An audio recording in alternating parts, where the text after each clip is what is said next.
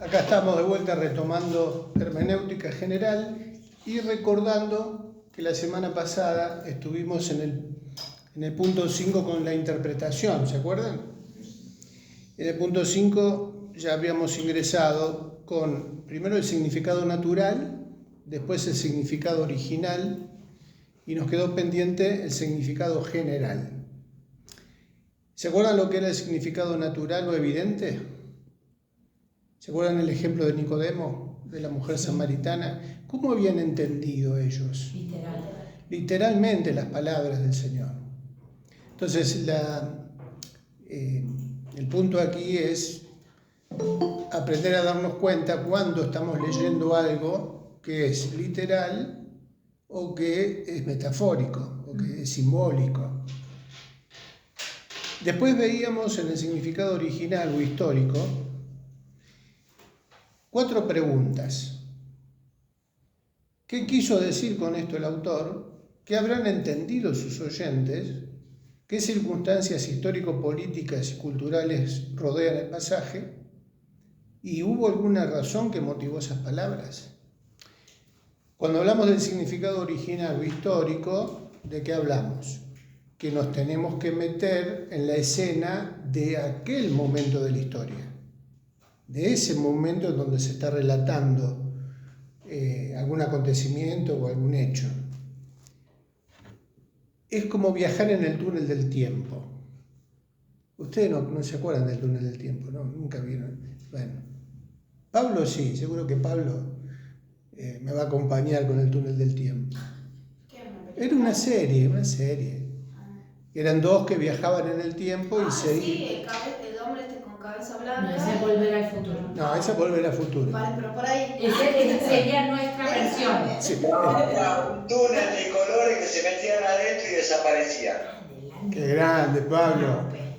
Sí, Gary lo debe saber. Claro. Entonces, ¿qué pasaba en la serie, en los capítulos? Viajaban a un momento de la historia, pero ellos tenían que involucrarse, formaban parte de ese momento. Y por ahí capaz que caían en medio de una guerra, en medio de una batalla. No. Y no sabían de qué lado pelear, pero bueno, tenían que ubicarse en esa escena. Claro. Nosotros cuando leemos la Biblia, nos metemos en el túnel del tiempo. O sea, viajamos en el tiempo y tenemos que ubicarnos ahí. Me acuerdo que inclusive uno de los capítulos de esa serie, capaz que si lo busco en una de esas, lo podemos... En YouTube capaz que sí. Cayeron en Jericó en el momento en que el ejército judío, cuando empieza a conquistar la tierra, rodea Jericó y ellos son los 2 espías. La Biblia relata que hay 2 espías que aparecen en la casa de Rahab. Claro. Y Rahab los esconde en su casa. Bueno, todo el capítulo del túnel del tiempo es esa escena. Mirá. Y bueno, y ahí aparece, recrean la historia bíblica. Nosotros hacemos lo mismo cuando leemos la Biblia. O sea, tendríamos que hacer lo mismo, intentar ubicarnos en ese contexto histórico para poder entenderlo. Es como que pasamos a ser nosotros protagonistas de esa historia y nos imaginamos justamente estas preguntas, ¿no? ¿Qué es lo que pasó acá? ¿Qué es lo que sucedió en este momento de la historia? ¿Por qué? ¿Por qué el profeta dijo esas palabras? ¿Qué sentido tuvieron primero en ese momento? ¿Cuál fue el problema? ¿En dónde estaban? Ahí nos ubica en el contexto geográfico. ¿Quiénes eran los que gobernaban? ¿Bajo qué imperio estaban viviendo? Entonces, todo ese cuadro que nos armamos nos ayuda a entender el sentido que tuvo el mensaje en ese momento. Eso sería el tema del significado original.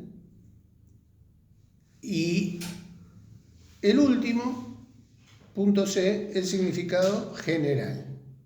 Es importante ver, punto C, a la Biblia como un todo. En ella Dios manifiesta su voluntad desde el Génesis al Apocalipsis y lo hace en forma coherente. Por lo tanto, si conocemos el tema central de las Escrituras, cualquier subtema o enseñanza que surja de la lectura debe guardar armonía con su totalidad.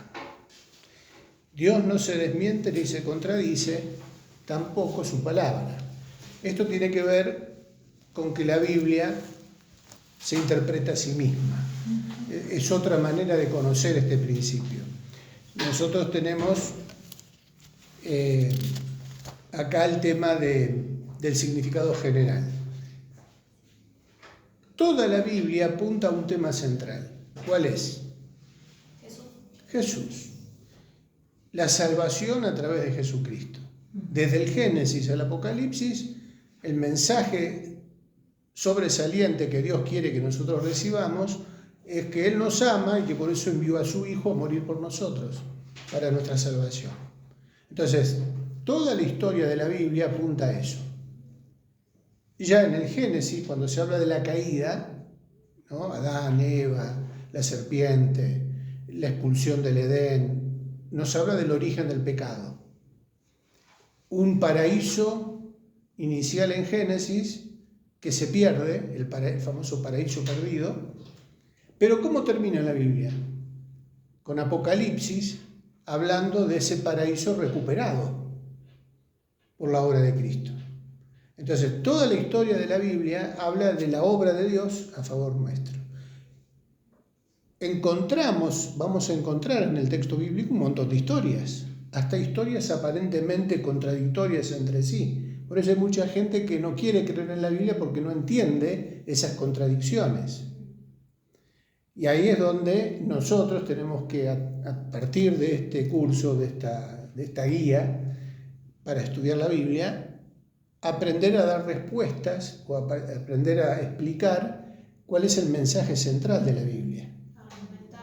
Argumentar. Exacto.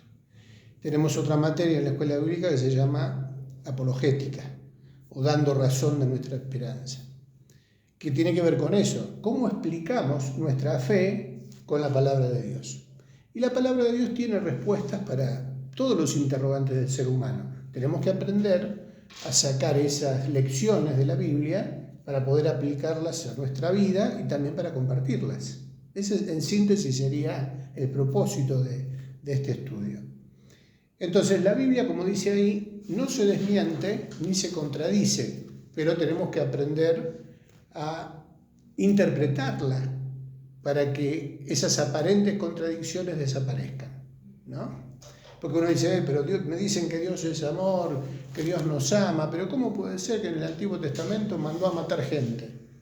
O le dio la orden a sus siervos de que maten animales, niños, mujeres, viejos.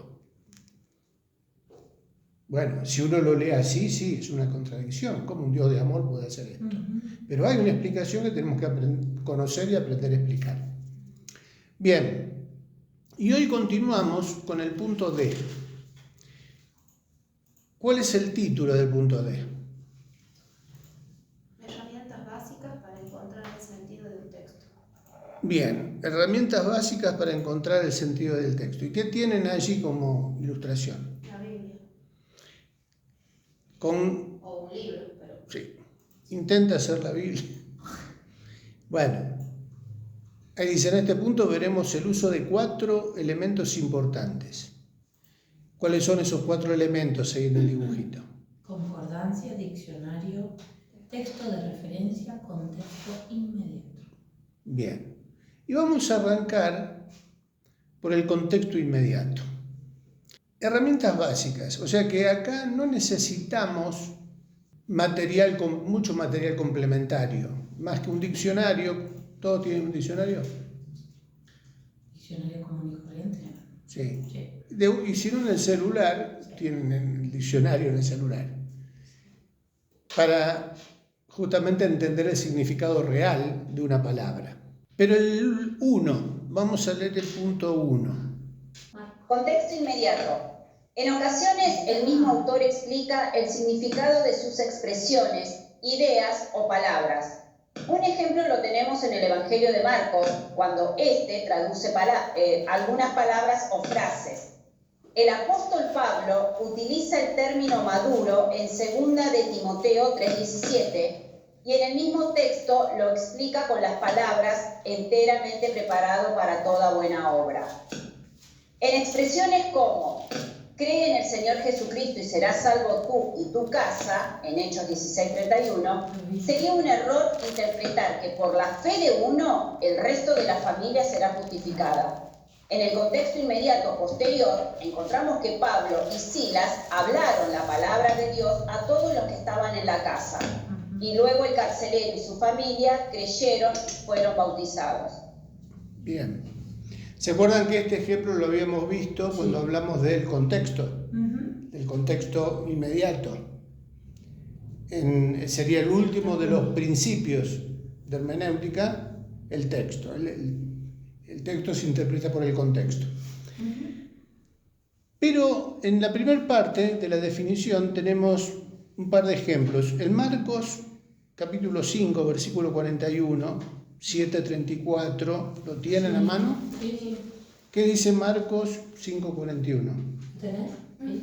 Vale. Y tomando la mano de la niña, le dijo, Talita cumi, que traducido es, niña, a ti te digo, levántate. Vamos. Bueno, acá tenemos un ejemplo de cómo en el mismo texto se explica el significado de las palabras que ahí están en arameo. O sea, no tenemos necesidad de ir a buscar el significado a ningún lado, porque en el mismo texto se explica el significado de esa frase. En este caso, Talita Kumi, ¿qué significa? Niña, aquí te digo. Bueno, no fue necesario ir a un diccionario ni a buscar en otra parte de la Biblia. En el mismo texto está. 7:34. Levantando los ojos al cielo, gimió y dijo, Efata, es decir, sea abierto. ¿Está bien pronunciado? ¿Efata? ¿Así? Sí. También cita una palabra aramea. Claro. Y da el significado de esa palabra. O sea, no tenemos necesidad de ir a otro lado. En 15:34. Y a la hora novena Jesús clamó a gran voz diciendo, Eloi, Eloi o Eloí, Eloi, Eloi, lama sabactani, que traducido es, Dios mío, ¿por qué me has desamparado? También lo mismo. En el mismo versículo se da el significado de estas palabras arameas. En 2 de Timoteo 3:17, ¿qué dice? Recuerden los que están conectados que se pueden meter, si tienen el texto, a leerlo. 2 Timoteo 3:17. El apóstol Pablo, ¿qué dice ahí? A fin de que el hombre de Dios sea perfecto, enteramente preparado para toda buena obra. Primero aparece una palabra ahí, para que el hombre de Dios sea perfecto. Si no dijera enteramente preparado para toda buena obra, ¿qué tendríamos que hacer? Tendríamos que ir a buscar el significado de perfecto. Porque uno escucha perfecto. ¿Cómo podemos ser perfectos? ¿Qué querrá decir esa palabra? ¿Qué significará? ¿Hay alguien perfecto? ¿Podemos ser perfectos? ¿Podemos llegar a la perfección? Nosotros no. Pero ahí, como en los versículos que estábamos viendo anteriormente, ¿qué hace Pablo? Aclara lo que quiere decir con perfecto. Claro, ¿Se entiende? Para toda buena obra. Claro. Eso es. ¿Se entiende la idea? Como en el mismo pasaje Pablo es como que se da cuenta que con el perfecto que dijo puede provocar una confusión. ¿Cómo hago? Claro. ¿Cómo llego a la perfección? Entonces después dice, estar preparado para toda buena obra, ¿no? Equipado. Eternamente preparado. Enteramente. Enteramente, perdón. Preparado. Para toda buena obra. En expresiones como creen en el Señor Jesucristo y será salvo tú y tu casa, no hace falta que repitamos porque ya lo habíamos visto. En el contexto inmediato se explica o se ve de qué manera esa palabra que dijo Pablo, el carcelero de Filipos, se cumple para que la familia pudiera llegar plenamente a la salvación, se bautizaron, terminó en una fiesta. Pero ¿qué tuvo que haber antes para que puedan ser La salvos? predicar la palabra y compartir la palabra. Exactamente, que el Evangelio se les sea predicado, que lo acepten y de esa manera se cumple esa palabra inicial, ¿no? Serás salvo tú y tu casa. Es decir, no es quedarnos con esa primera oración que leemos. Exacto. Por ejemplo, cuando nos llegan los versículos que te llegan o te aparecen en las aplicaciones los versículos del día. No quedarte solo con eso, sino leer todo el capítulo. Eso te amplía a comprender eso que está diciendo en el momento. Exacto. Acuérdense que acá estamos viendo la parte práctica de lo que decíamos recién, el último de los principios de hermenéutica. Un texto se interpreta por el contexto. Puede ser en el mismo versículo, puede ser en los versículos anteriores o posteriores, puede ser dentro del mismo capítulo y puede ser dentro del mismo libro, Perfecto. que se está hablando de un tema y se está desarrollando. Si yo saco algo aislado de ahí y lo interpreto como a mí me parece, sin tomar en cuenta el contexto, corro un riesgo. O sacarlo del contexto, o interpretarlo parcialmente, una idea nomás, pero resulta que se profundiza en todo el contexto. Si yo solamente me quedo con eso y no tomo en cuenta el resto, me estoy perdiendo algo, y algo muy importante. Entonces hay que tomar en cuenta el contexto. Por eso en este primer punto, la primera herramienta es tomar en cuenta el contexto. ¿Vamos bien hasta ahí? ¿Se va entendiendo? ¿El segundo cuál es? Punto 2. El diccionario. El diccionario. Susana, ¿podés leer el punto 2? Sí, el diccionario. Un buen diccionario es una herramienta fundamental porque provee descripciones precisas del significado de una palabra y los posibles matices o variantes. Existen también diccionarios etimológicos que profundizan el origen de las palabras y diccionarios bíblicos que se especializan en profundizar o darle un trato especial a los términos que se encuentran en las escrituras. Un léxico es otro diccionario especial que contiene las palabras en su lengua original, hebreo y griego, traduciéndolas, en nuestro caso, al idioma español. Bien. Veníamos diciendo la importancia del diccionario. ¿La Biblia interlineal entraría en léxico? Entra en léxico porque nos da el significado directamente del idioma original. Bien. En la lengua española, sin entrar en el detalle de las lenguas originales, tenemos en el diccionario de la Real Academia el significado de las palabras y cómo se organiza la búsqueda en un diccionario. Alfabéticamente. Alfabéticamente. Alfabéticamente, exactamente. Entonces nosotros sabemos buscar en el diccionario, lo aprendimos en la escuela, nos enseñaron. No sé si se sigue enseñando el uso del diccionario en la escuela o si sigue existiendo el viejo diccionario, porque ya está todo digitalizado, ¿no? Se busca de otra manera, pero se sigue haciendo por orden alfabético. Sí. Pero por otro lado, nosotros nos damos cuenta que en el diccionario encontramos definiciones de palabras que son mucho más amplias de la idea que tenemos nosotros originalmente.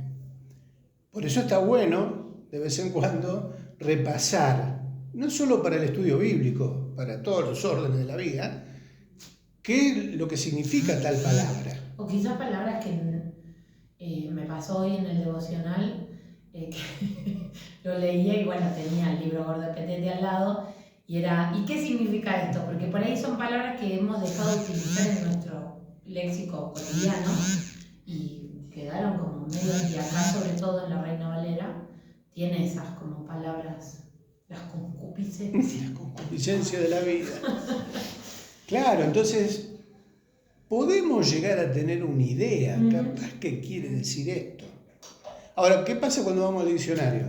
Nos encontramos que por ahí arrimamos un poquito, Claro. pero resulta que es mucho más amplio de lo que nosotros pensábamos. usamos. Y eso nos ayuda a enriquecernos. Mirá lo que quería decir esta palabra. Aparte de lo que yo pensaba, en el mejor de los casos, todavía había más. Claro. En la mayoría de los casos también nada que ver con lo que yo Era pensaba. Sí. No, le estaba errando fiero. Por eso es importante tomar el diccionario como una herramienta para interpretar. En tercer lugar, bueno, después tenemos ahí la información de que existen diccionarios específicos. Cuando vamos al texto bíblico, si hay todavía librerías cristianas que tienen este material, podemos encontrar diccionarios específicamente bíblicos que se dedican a explicarnos aquellas cosas que tienen que ver con lo que está en la Biblia. Inclusive en el Google, o sea, yo por ahí también busco, Sí. estoy leyendo la Biblia y te sale el significado como Natural normal y el otro bíblico. Eso. Y hay en algunos casos como diferencias bien marcadas. Sí. Claro, si nosotros vamos solamente al diccionario de la Real Academia, nos vamos a quedar con el significado natural. Pero cuando vamos a lo que significa en la Biblia, nos vamos a encontrar con más información que en el diccionario de la Real Academia no está. Vanidad, por ejemplo. ¿Cómo? Vanidad. Vanidad. O sea, en un diccionario no común, digamos, tiene un significado, pero en vanidad, en el significado bíblico, es como más pesado todavía. Claro. Acuérdense que el lenguaje original contenía una fuerza, una característica propia de esa cultura. Hay palabras que para nosotros no tienen mayor peso, pero en aquella época, o en aquel momento en que se escribió, tenían una importancia, un valor o una fuerza mucho más grande que la que nosotros le damos. Entonces, bueno, está bueno consultar. Por eso. Con respecto a lo que contaste la otra vez del significado de basura, todo por basura, como que se me vino a que no tenían problema con los oídos sensibles. Como hoy viste que hay cosas que no puedes decir, Sí. porque es como, se ofendieron, se hirieron, y creo que ni Pablo, ni Pedro, ni ninguno de los que estuvo en esa época tenía problema con esos oídos. Tenían que escuchar o escuchar. Claro. Aparte, en esa cultura... Claro. No había generación de generación cristal. de cristal de ahora que no puedes Decirlo no, así. casi nada. Claro. Bueno, ¿ves? Eso de generación de cristal, No lo sabes. no lo sé. Porque sos centennial. Soy centenial. Bueno, ahora, nos pasa a nosotros en nuestra cultura, en nuestro país, Sí. y es algo generacional. Yo me doy cuenta que en los grupos, en las clases, con ustedes o con los más jóvenes, yo por ahí uso términos de nuestra generación que eran normales, comunes, entendibles fácilmente porque formaba parte del lenguaje cotidiano. Claro. Pasaron los años y ya no se usan esos mismos términos, y yo sé que solamente me va a entender Sandra, ¿no? Me pueden entender los que ya venimos más o menos en esa generación, pero que los chicos me quedan mirando como diciendo, ¿de qué estás hablando, Triqui? Entonces tengo que volver Claro. a retomar el significado de la palabra para que sea comprensible. Nos pasa a nosotros en esta época de la vida. Imagínense si tenemos que retroceder 2000 años atrás, Claro, para tratar de entender lo que significó esa palabra que después se tradujo en este libro. Entonces es todo un trabajo de investigación, es apasionante para el que le gusta. Pero nosotros vivimos en un tiempo de rapidez. Queremos todo ya. No, ponerme a estudiar significado, agarrar el diccionario, ir a los lenguajes originales. No, mirá, no. Claro, ¿por qué? Porque la rutina de la vida, el estilo de vida que llevamos, bueno, no, vamos a la inteligencia artificial, que ella ya nos responda todo el trabajo de hermenéutica, si ya está todo. ¿Para qué nos vamos a preocupar por investigar tanto. Bueno, justamente el riesgo de los últimos tiempos, como venimos diciendo, es que vamos a buscar nos vamos a acostumbrar a buscar las cosas ya servidas y por ahí no nos vamos a dar cuenta que lo que nos están bajando, la línea que baja dentro de esa interpretación de la inteligencia artificial o lo que sea, ya viene contaminado con una ideología que no es precisamente la bíblica, la que guía el Espíritu Santo. Entonces, yo tengo que aprender a discernir en el texto bíblico cuál fue la intención del Espíritu Santo para revelar lo que reveló y lo que los autores escribieron. Bueno, está pasando ahora con todo lo que está pasando con Israel y la firma, el Tratado de Paz y qué sé yo, que han salido millones de interpretaciones de los últimos tiempos, ¿Sí? y cada uno con su idea, ¿no? Todos siempre te citan algo de la Biblia, pero todo diferente, que es que es aquel, que el pastor dice esto, que... Sí, y como se consume tanto por los miembros de nuestra iglesia, o sea, no hablemos de... No, nosotros consumimos tanto lo que se publica en las redes o en las diferentes plataformas, porque ya está interpretado. Claro. No nos ponemos a investigar a ver qué dice realmente la Biblia. Y tomamos posturas. Quizás inconscientemente vamos tomando posturas y nos alineamos con determinados pastores o maestros o lo que sea, ¿no? Lo dijo fulano de tal. Si lo dijo fulano de tal, mirá la cantidad de visitas que tiene. Mirá la cantidad de suscriptores que tiene. Debe ser bueno este. Claro. Sí, bueno. Y resulta que el domingo en la iglesia aparece el triqui y dice, ¿quién es el triqui para...? No, digo, o a veces nosotros mismos vamos al texto y hay algo que nos suena distinto, ¿no les pasa? Claro. Fulano dice esto, pero acá la Biblia dice otra cosa, o es como que algo no termina de cerrar. Pero claro, lo fácil es asumir las interpretaciones que otro tuvo y nosotros no dedicamos tiempo a tratar de entenderlo. Ojo, no quiere decir que no tenemos que escuchar otras opiniones. Está bueno escuchar otras opiniones, nos enriquece. Pero no podemos casarnos con cualquiera. O sea, tenemos que aprender a justamente entender que la Biblia es palabra de Dios revelada por el Espíritu Santo con un propósito espiritual. Por eso la importancia de orar antes de leer. Señor, ¿qué me quieres decir? ¿Qué tengo que aprender de acá? ¿O qué quiere decir esto? Nosotros en la escuela bíblica tenemos, por ejemplo, hablando de los últimos tiempos, Sí. un curso que es Introducción a la Escatología Bíblica. En ese curso, ¿qué hacemos? Una introducción a la escatología. ¿Y qué vemos ahí? Las posturas de diferentes grupos. Bien. No nos casamos con ninguno, pero es importante conocer cuál es la postura del amilenialismo, cuál es la postura del premilenialismo, cuál es la postura del postmilenialismo, qué dijo tal autor, qué se dijo a principios de siglo, qué se dijo en el siglo XVI, qué se entendía. Y vamos hasta viendo cómo una doctrina a lo largo de los siglos fue evolucionando. Al principio se tenía un conocimiento quizás superficial, pero con el tiempo se fue descubriendo, profundizando, mejorando y hoy la tenemos más clara. Hoy, por ejemplo, la justificación por la fe es una doctrina que forma parte del discipulado, es algo ya aceptado, entendido por toda la iglesia cristiana. Pero en el siglo XVI era motivo de debate. No todos la tenían clara. Después con el tiempo eso se fue fortaleciendo, lo mismo que sé yo, si hablamos de la Trinidad o de cualquier doctrina.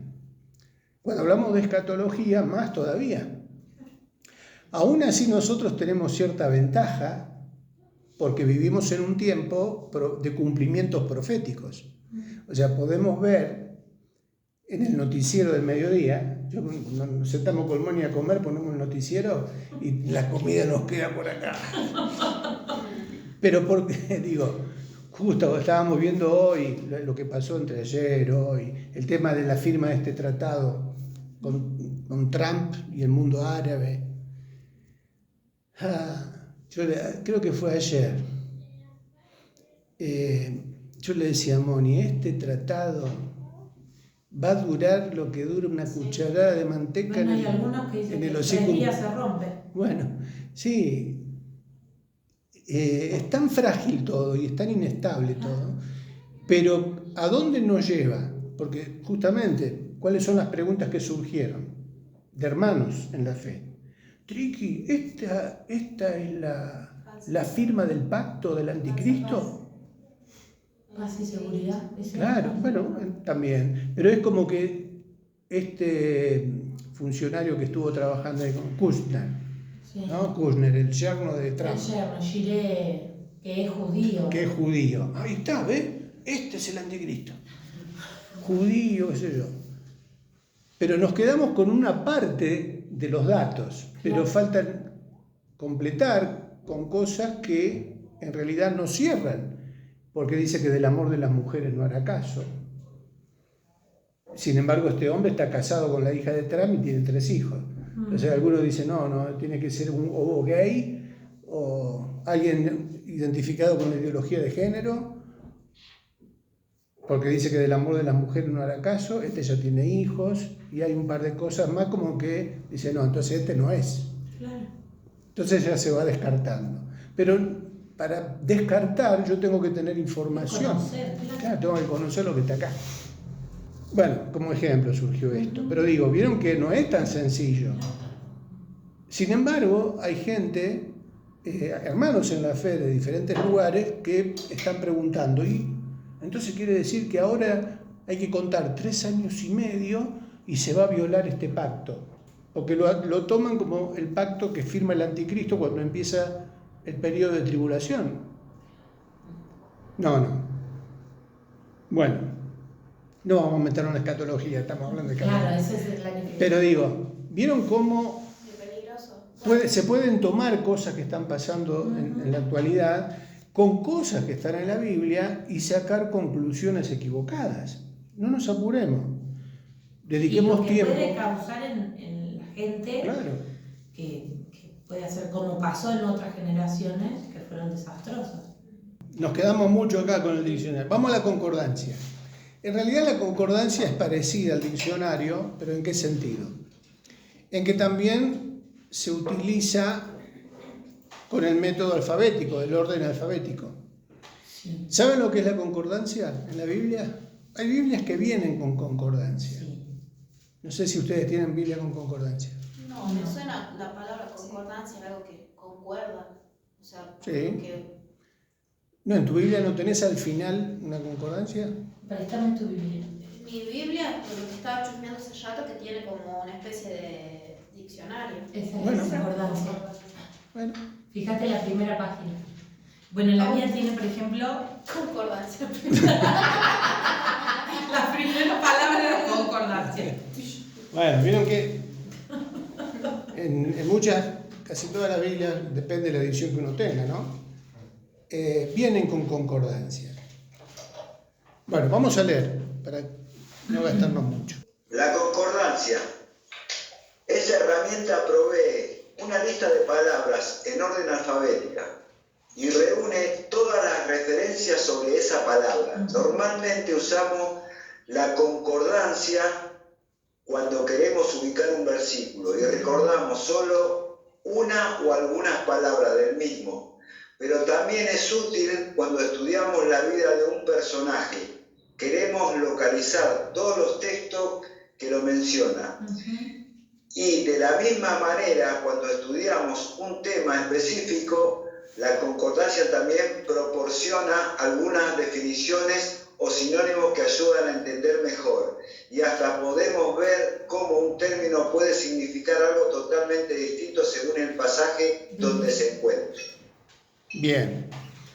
También la concordancia es una herramienta importante. Ya no es el diccionario tradicional, pero sí las palabras están ordenadas alfabéticamente. Y como dice ahí, nos ayuda, yo la uso mucho porque no me acuerdo del pasaje, capítulo y versículo preciso, pero me acuerdo de una parte del versículo. ¿No les pasa lo mismo? ¿No? No sé, para que elijan un versículo cualquiera al azar o una palabra. La Biblia dice, bueno, que no sé, cree en el Señor Jesucristo y serás salvo tú y tu casa. Bueno, ya lo tenemos acá en el curso, pero ¿qué nos pasa? ¿Dónde está eso? Yo sé que en la Biblia está, pero no me acuerdo dónde.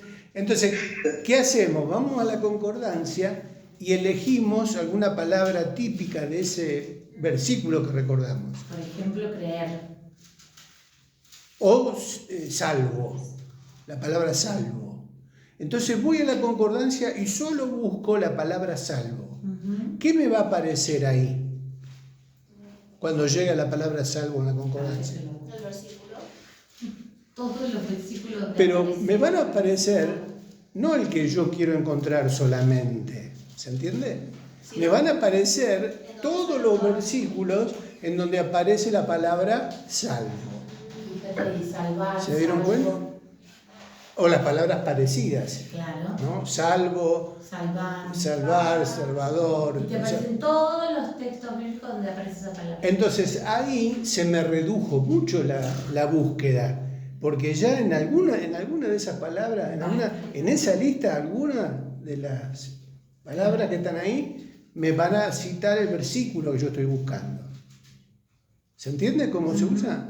Ahora sí, no sabía. Yo, por ejemplo, en vez de concordancia tengo las promesas. Entonces, te ponen las palabras y todas las promesas que hay con esas palabras. En la Biblia hay promesas. Bueno, ahí está ordenado temáticamente. Claro, o alfabéticamente, pero por los temas. Por tema. Por ejemplo, si yo quiero hacer un estudio bíblico o saber lo que dice la Biblia acerca del amor. ¿Qué es el amor según la Biblia? ¿Qué hago? ¿Cómo me ayuda la concordancia? ¿O cómo usaría la concordancia? Para ver en qué versículos habla del amor y ahí poder ir estudiando cómo la Biblia habla del amor. Entonces, ahí sí, tengo que tomar en cuenta todos los versículos en donde aparece la palabra amor y cómo se usa ahí. Por ahí va a haber citas en donde se usa la palabra amor que no me dice nada, porque tiene que ver con un sentido distinto al que yo estoy buscando. Claro.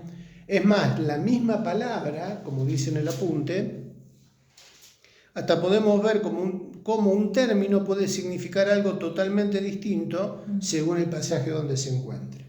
Por ejemplo, qué sé yo, me acuerdo de la palabra corazón, ¿no? Entonces, voy y resulta que en la concordancia, en la lista donde aparece corazón, me va a aparecer el término relacionado a las emociones, ¿no? En donde la palabra corazón tiene que ver con lo emocional. Pero también me va a aparecer la palabra corazón con lo mental, porque a veces intercambia el sentido. ¿Pero por qué? Porque el contexto, y ahí vamos combinando los métodos, los principios de interpretación. En el contexto se viene hablando de la manera de pensar. Y también me puedo encontrar con un versículo en donde aparece la palabra corazón, pero por el contexto me doy cuenta que está hablando del músculo cardíaco. Claro. Cómo se preparaban los sacrificios en el Antiguo Testamento. Entonces, por eso decimos, según el contexto, la misma palabra puede tener implicaciones distintas. Claro. Se puede hablar de una emoción, se puede hablar de un pensamiento, o se puede hablar del órgano, ¿no? Por eso, todo depende del contexto, cómo lo plantea. Y el último punto, a ver si podemos... Punto 4. Textos de referencia. No sé si... Bueno, vamos a por lo menos intentar. A ver, ¿quién no leyó? ¿Susana Ana o María. Ana María? Ana María, ¿podés leer el 4? A ver, textos de referencia. Los textos referentes son aquellos en los cuales las mismas palabras usadas de la misma forma aparecen en diferentes versículos. Usualmente se encuentran en las llamadas que aparecen en los versículos con letras minúsculas, remitiéndonos a los pasajes escritos en la parte inferior de la página. Se debe tener cuidado en distinguir si la misma palabra del texto referente se usa de la misma forma en el texto de estudio. A veces puede variar el sentido. Y hay dos citas bíblicas, Mateo 5:38 al 42 o Éxodo 21, 24 y 25. Antes de seguir, vamos a esos textos para no perdernos. ¿Qué dice Mateo 5:38? Oíste que te he dicho, ojo por ojo y diente por diente. Pero yo digo, no resistáis al que es malo. Antes, a cualquiera que te hiera en la mejilla derecha, vuélvele también la otra. Y al que quiera ponerte a pleito y quitarte la túnica, déjale también la capa. Y a cualquiera que te obligue a llevar carga por 1 milla, ve con él 2. Al que te pida, dale. Y al que quiera tomar de ti prestado, no se lo rehuses. Bien. Se dieron cuenta, no sé si todos tienen la Biblia a mano, se dieron cuenta que dentro de ese texto hay referencias chiquitas, hay letras chiquitas. Esas que están arriba que dice Éxodo, Levítico, Sí. Deuteronomio. ¡Ay, ya las aprendí! Esta no tiene esa. Bueno, por eso ahí, no todas las Biblias por ahí tienen esa referencia. Sí, cuando comienza en el 38 arriba, es como que ese texto también lo habla en Lucas. Bueno, esos son los pasajes paralelos. Uh-huh. Ahora, cuando hablamos de textos de referencia, ¿a qué nos ayuda el texto de referencia? Nos manda a la parte de la Biblia en donde se habla de eso también. Entonces, por ejemplo, ¿oíste qué fue dicho? Ojo por ojo y diente por diente, versículo 38. ¿Oíste qué fue dicho? ¿Dónde fue dicho ojo por ojo y diente por diente? ¿A dónde se dijo? En Éxodo. En Éxodo. Entonces ahí tenemos el texto que nos lleva al momento y al lugar y a la época en donde se dijo ojo por ojo y diente por diente. Ahora, en ese momento en que se dijo originalmente ojo por ojo y diente por diente, ¿qué significaba eso? Venganza. Venganza. Era literal. Ojo por ojo. O sea, inclusive por la ley de Moisés estaba legislada las ciudades de refugio. Si alguien mataba a una persona, el familiar de esa persona asesinada tenía derecho a reclamar la sangre de aquel que había asesinado al pariente. Entonces, hasta que eso se comprobara, o se supiera, se juzgara, esa persona tenía la posibilidad de refugiarse en una ciudad y ahí no se lo podía tocar. Por eso eran las ciudades de refugio. Se llamaban así por esa razón. Entonces, en ese momento era un derecho de venganza. Pero resulta que acá está hablando el Señor. Y Él dice, oísteis que fue dicho ojo por ojo y diente por diente. Pero yo os digo, o sea que, ¿qué hace el Señor acá? No resistáis al que es malo, antes a cualquiera que te hiere en la mejilla derecha, vuélvele también la otra. Ay, ay, ay, ay. No se puede negociar. Claro. Nosotros en el mundo aprendimos otros códigos. Si me pegaste en una mejilla, prepárate porque no te voy a dar tiempo a que me pegues en la otra. Pero por eso el Señor, ¿qué hace?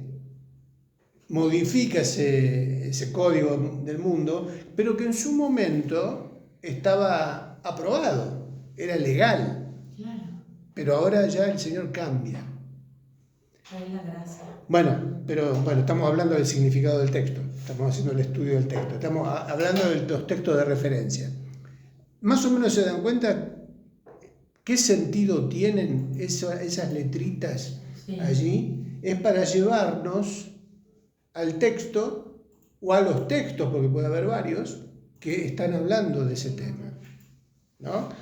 Fíjense que dentro del pasaje también está Levítico, Deuteronomio en el 5:48. Bueno, hay diferentes. Esas letritas tienen ese propósito, llevarnos a la otra parte de la Biblia donde se está hablando de eso. Ahora, ¿qué son los pasajes paralelos?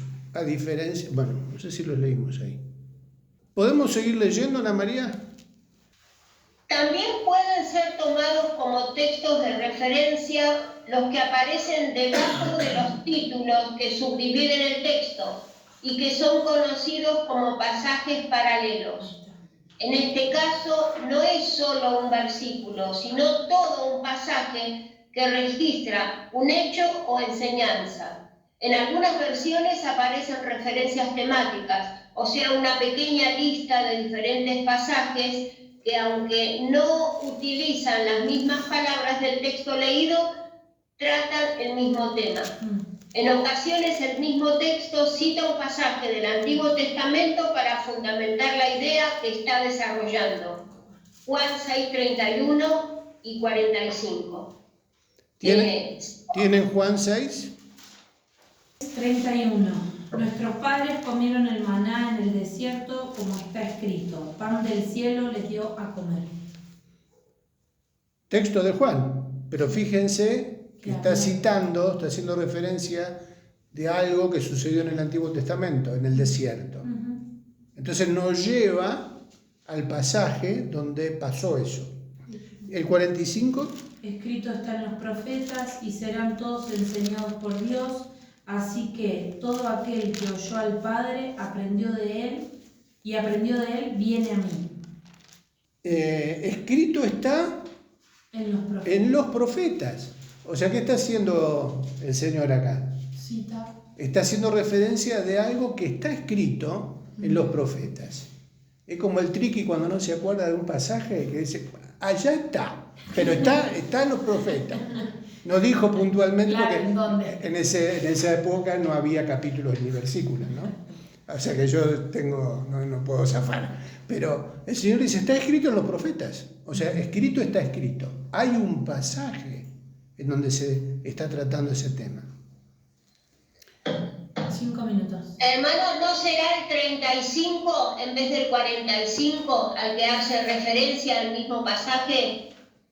Porque el 35 dice, Jesús les dijo, yo soy el pan de vida. El que a mí viene nunca tendrá hambre y el que en mí cree no tendrá sed jamás. Claro, no, Esa sería la interpretación de lo que Jesús quería enseñar. Es Él el pan de vida. Pero el 45 es donde dice, escrito está en los profetas. Hace referencia. Estamos hablando de la referencia en el Antiguo Testamento, ¿no? Lo que hace Jesús en el 35 está bien, es la interpretación o la enseñanza que le está dando a eso, ¿no? Y la concordancia de está en Isaías 54:13, dice la Biblia. Muy bien, muy bien. Ahí tenemos, ¿qué cosa? El texto de referencia. ¿Isaías cuánto? 54:13. Entonces ahí está. El Señor no dijo, busquen en Isaías 54:13. Dijo, está escrito en los profetas. Pero no dijo qué profeta y en qué capítulo y versículo. Pero el texto de referencia que nosotros tenemos ahí nos lleva a la parte esa. Y es lo que nos salva, lo que me salva a mí. Imagínate buscar en los rollos.